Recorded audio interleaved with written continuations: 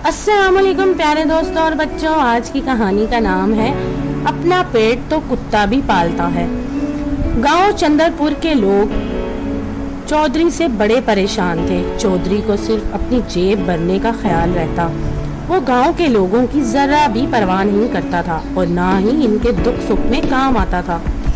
गांव के चौधरी का एक ही बेटा था। इसका नाम आमिर था।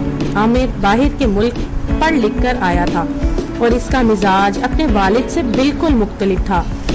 आमिर दूसरों के दुख सुख में काम आने वाला और मोहब्बत करने वाला शख्स था। गांव के लोग फुर्सत के लम्हात में चौधरी के मुतल्लिक बातें करते। भला ये भी कोई इंसानियत है? अपना पेट तो कुत्ता भी पालता है। बात तो जब है कि चौधरी सबका ख्याल रखे। एक बुजुर्ग ने जरा गुस्से से कहा। वक्त गुजरता गया और फिर एक दिन चौधरी का इंतकाल हो गया। गांव के लोगों को चौधरी के मरने का गम नहीं था, बल्कि इन्हें इस बात की खुशी थी कि चौधरी की जगह अब इसके बेटे ने संभाल ली थी, जो कि सबकी खैरगिरी रखने वाला और मोहब्बत करने वाला शख्स था। गांव के लोग अब खुश थे क्योंकि इनके गांव का चौधरी कोई जालिम शख्स नहीं बल्कि एक रहमदिल इंसान था।